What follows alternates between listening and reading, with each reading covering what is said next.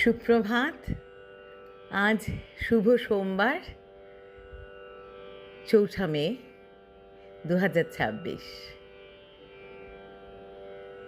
আজকে আমাদের গণতান্ত্রিক অধিকারের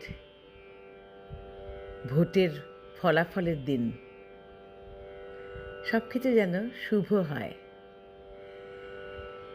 প্রভাতী চর্চায় সবাইকে স্বাগত। আজ যাদের জন্মদিন তাদের জন্য রইল আন্তরিক শুভেচ্ছা। আমরা সব কিছু ব্যাপারকে শান্তভাবে নেব। আমরা ঝগড়া, মারামারি, কাটাকাটি এইসবের মধ্যে কখনো যাব না। আমরা কিন্তু এগুলো দেখে থাকি আমাদের মধ্যেই।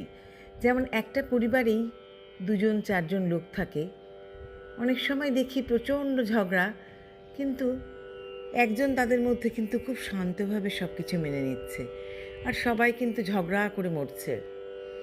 তার মানে কি, ওনার মধ্যে ভগবানের বোধহয় কোনো কৃপা আছে, তাই বোধহয় সব কিছু শান্তভাবে মেনে নেওয়ার ক্ষমতার হয়েছে। সেই জন্য আমরা সবাই সব ব্যাপারটাকে শান্তভাবে মেনে নেব। ঝগড়াঝাটি করব না, মারামারি করব না, সবাইকে ভালোবাসবো।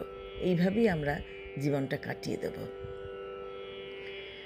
আজ কবি জয় গোস্বামীর কবিতা নিয়ে হাজির হয়েছি, প্রাক্তন। কবি জয় গোস্বামীকে প্রণাম জানিয়ে শুরু করব। ঠিক সময় অফিসে যায়, ঠিকমতো খায় সকালবেলা, টিফিন বাক্স সঙ্গে নেয় কি না ক্যান্টিনেই টিফিন করে? জামা কাপড় কে কেচে দেয়? চা করে কে আগের মতো? দুর্গার মা কটায় আসে? আমায় ভোরে উঠতে হতো। সেই শার্টটা পরে এখন ক্যাট ক্যাটে সেই নীল রঙটা। নিজের তো সব ওই পছন্দ, আমি অলিভ দিয়েছিলাম। কোন রাস্তায় বাড়ি ফেরে? দোকান ঘরের বাঁ পাশ দিয়ে শিব মন্দির, জানলা থেকে দেখতে পেতাম রিক্সা থামলে। অফিস থেকে বাড়ি আসে নাকি সোজা আড্ডাতে যায়? তাসের বন্ধু, ছাই পাশেরও বন্ধুরা সব আসে এখন।